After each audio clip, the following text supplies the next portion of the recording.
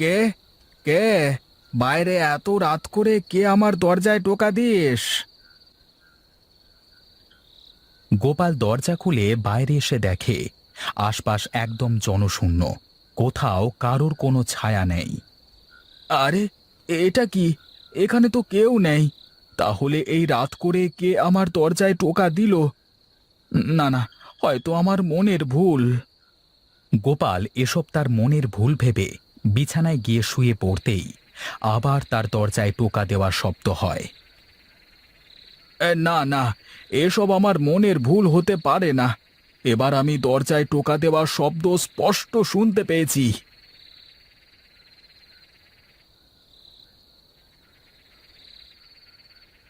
গোপাল বিছানা থেকে উঠে তার ঘরের দরজা খুলে বাইরে গিয়ে দেখে সেখানে কেউ নেই। গোপাল আশেপাশে অনেক খোঁজাখুঁজি করবার পর লক্ষ্য করে দেখে দূরে খুব দ্রুত পা চালিয়ে হেঁটে যাচ্ছে। আরে আরে, কে লোকটা? এত সময় ধরে দরজা ঝাঁকাচ্ছে, আর আমি কাছে আসতেই এভাবে পালিয়ে গেল কেন? দেখতে হচ্ছে তো ব্যাপারটা। এই বলে গোপাল লোকটার পিছু করতে থাকে। এই যে শুনছেন, কে আপনি? দাঁড়ান, দাঁড়ান বলছি, দাঁড়ান।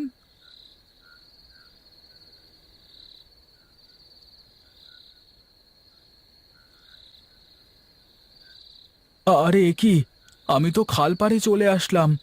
এখন কি হবে? সে এত সময় যাকে অনুসরণ করে খালপাড় অবধি পৌঁছে গেছে সে আর কোথাও নেই। আরে, এই লোকটা কোথায় চলে গেল?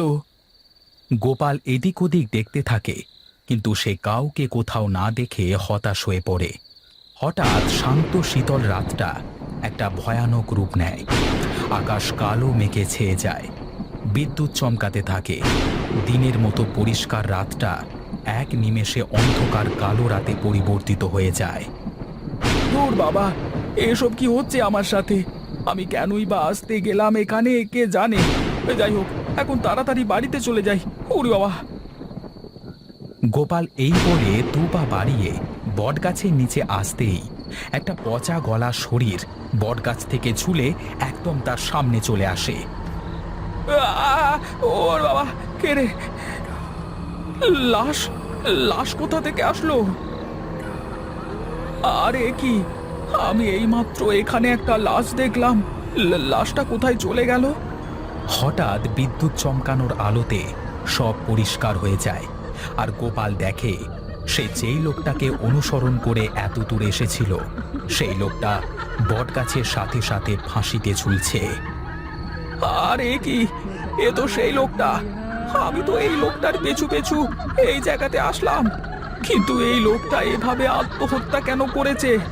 না না, যাই যাই, লোকটাকে বাঁচাই। গোপাল লোকটার কাছে যেতেই লোকটা চোখ খুলে একটা বীভৎস হাসি দিয়ে বলে, "কিরে, আমাকে বাঁচাতে এসেছিস?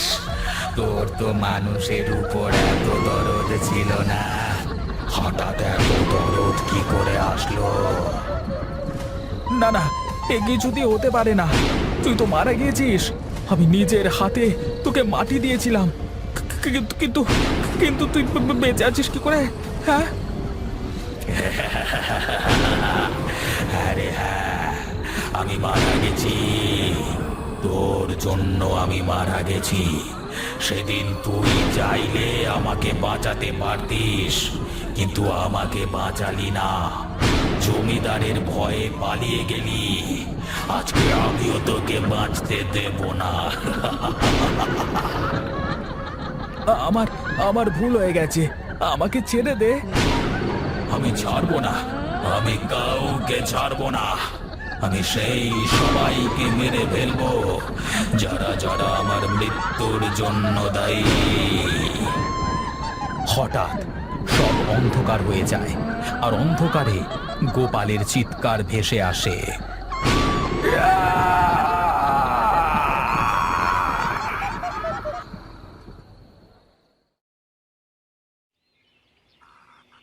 গ্রামবাসীরা, সবাই শোনো, আমি তোমাদের মঙ্গলের জন্য একটা সিদ্ধান্ত নিয়েছি। তোমাদের ফসলের সেচ কাজ চালানোর জন্য গ্রামের মাঝখান দিয়ে যে খালটা গেছে সেই খালে জল আনবার ব্যবস্থা করব।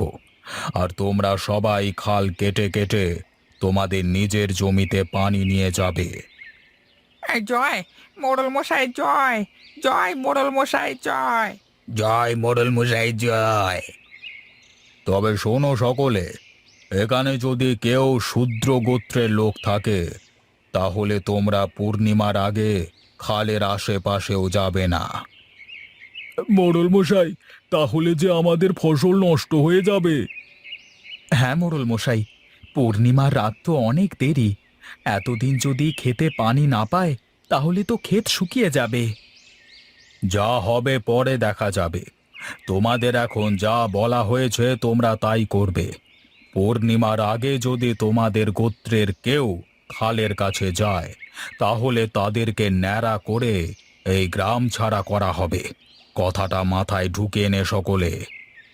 কিন্তু মোড়ল মশাই, আমরা কি দোষ করেছি যে কারণে আপনি আমাদের এত বড় সাজা দিচ্ছেন? তোরা শূদ্র গোত্রের লোক, তোরা নিচু জাত, তাই পূর্ণিমার আগে পর্যন্ত তোরা কেউ খাল পাড়ে যেতে পারবি না। তাহলে পূর্ণিমার পরে কেন যেতে পারবো? পূর্ণিমার দিন গ্রামে মহাযজ্ঞ করা হবে। সেদিন এই যজ্ঞের মাধ্যমে তোরা সকল সমাজের সাথে মেশবার মতো পুণ্য অর্জন করবি। শুনলি তো পণ্ডিত মশাই কি বলল? এখন যা, সবাই যে যার বাড়িতে যা।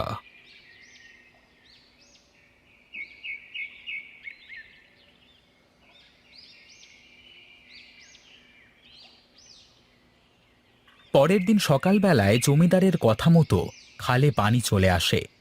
অনেকদিন পর খালে পানি আসতে দেখে গ্রামবাসীরা খাল কেটে তাদের জমিতে পানি দিতে থাকে। বাহ, দেখ দেখ, ফসলগুলো পানি পেয়ে কেমন জীবন্ত হয়ে উঠেছে। জীবন্ত হবে না কেন? এতদিন তো পানি না পেয়ে ফসলগুলো শুধু শুকিয়েছে। এতদিন পরে পানি পেলো, দেখবি এবারের ফসলগুলো অনেক ভালো হবে। ওই দেখ ওই দেখ, গোপাল আর সুজয় ওই দূরে বসে আছে। বেচারারা এখানে আসতে পারবে না। না না, এসব ছোট জাতপাতের কথা বাদ দে তো। ওরা এখানে না আসে সেই ভালো। ছোট জাত এখানে আসলে যদি কোনো অনর্থ হয়ে যায়। গোপাল আর সুজয় খাল থেকে বেশ খানিকটা দূরে মন খারাপ করে বসে থাকে। দেখ সুজয়, সবাই কেমন খেতে পানি দিচ্ছে, আর আমরা হলাম হতভাগা। আমরা আমাদের ক্ষেতের উপরে যাব তাও পারছি না। কি আর করবি বল, গ্রামের লোক তো আমাদের ছোট জাত বলে। আমরা গেলে নাকি অনর্থ হয়ে যাবে। আর জমিদার তো বলেছেন পূর্ণিমার পরে আমরা যেতে পারবো। তাহলে এত চিন্তা করছিস কেন? যা করবার কর তুই। আমি তো আজ রাতেই যাচ্ছি খাল কেটে আমার জমিতে পানি নিতে। তুই কি যাবি? তোর বুদ্ধিটা কিন্তু মন্দ না। যদি কেউ দেখে ফেলে তাহলে কি হবে বুঝতে পারছিস? আরে কেউ দেখবে না। রাতের সময় মতো চলে আসিস তুই। চল এখন বাড়িতে চল।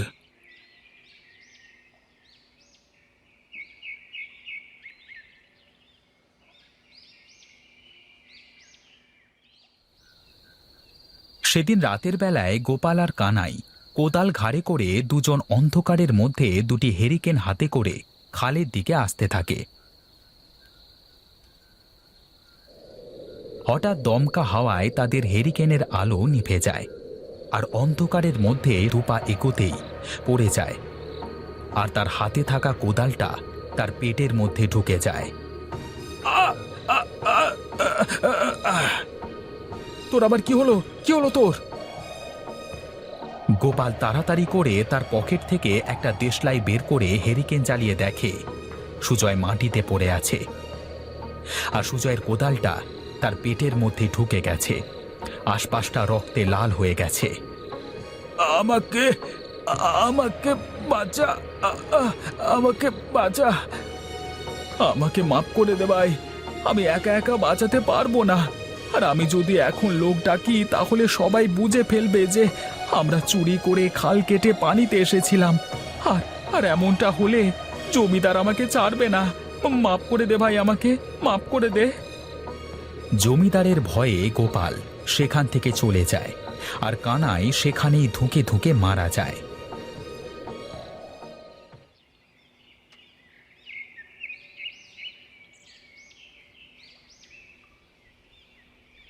পরদিন সকালবেলায় গ্রামবাসীরা কানাইয়ের মৃতদেহ পেয়ে কানাইয়ের লাশটাকে খালের পাশে পুঁতে দেয়। শান্ত শীতল রাতের বেলায় পণ্ডিত তার কাজ শেষ করে হেরিকেনের আলোতে খালপাড় দিয়ে বাড়িতে ফিরছিল। আরও একবার শান্ত শীতল রাতটা একটা ভয়ানক রূপ নেয়। আকাশ কালো মেঘে ছেয়ে যায়, বিদ্যুৎ চমকাতে থাকে। দিনের মতো পরিষ্কার রাতটা এক নিমেষে অন্ধকার কালো রাতে পরিবর্তিত হয়ে যায়। আরে কি অলক্ষণে কাণ্ড! মনে হচ্ছে পৃথিবীর উপর শনির প্রভাব পড়েছে। বাড়ি ফিরে এক্ষুনি একবার গ্রহের অবস্থানগুলো খুঁটিয়ে দেখতে হবে।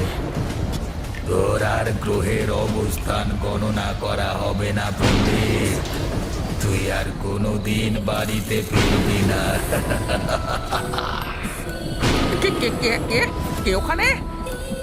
পণ্ডিত এদিক ওদিক সব জায়গাতে খুঁজতে থাকে, কিন্তু পণ্ডিত কোথাও কাউকে না দেখতে পেয়ে হতাশ হয়ে যায়। হঠাৎ একটা দমকা হাওয়া এসে তার হেরিকেনের আলো নিভিয়ে দেয়। আরে কি ধরনের বেয়াদবি! আমি কিন্তু ছাড়বো না একটাকেও। তুমি যেই হও না কেন, এটা বন্ধ করো, না হলে ভালো হবে না কিন্তু বলে দিলাম। কালো ছায়া পণ্ডিতের পাশ দিয়ে চলে যায়, আর পণ্ডিতের মুখে ভয়ানক ক্ষতচিহ্ন দেখা যায়। সেই ক্ষত দিয়ে অঝরে রক্ত পড়তে থাকে। দেখে মনে হচ্ছিল কোনো হিংস্র পশু পণ্ডিতের মুখ থেকে থাবা দিয়ে মাংস উঠিয়ে নিয়েছে। ওরে বাবা, ও কি লাগছে! হঠাৎ কালো ছায়াটা তার আশপাশ দিয়ে যাওয়া আসা শুরু করে, আর পণ্ডিতের শরীরের বিভিন্ন অংশে সেই ক্ষতচিহ্ন পড়তে থাকে। এক পর্যায়ে পণ্ডিত মাটিতে পড়ে যায়। পণ্ডিতের গায়ের সাদা কাপড় রক্তে লাল রং ধারণ করে। তখন সে ভয়ানক প্রেতাত্মা পণ্ডিতের সামনে আসে। হঠাৎ পণ্ডিতের আর্তনাদ আর চিৎকার বন্ধ হয়ে যায়, আর সেই ভয়ানক পরিবেশটা আবার শান্ত হয়ে যায়। আকাশের কালো মেঘ সরে গিয়ে আকাশে পূর্ণ চন্দ্র ওঠে। আশপাশটা দিনের আলোর মতো পরিষ্কার হয়ে যায়, আর সেই খালপাড়ে পড়ে থাকে পণ্ডিতের কাটা ছেঁড়া বিভৎস দেহটা।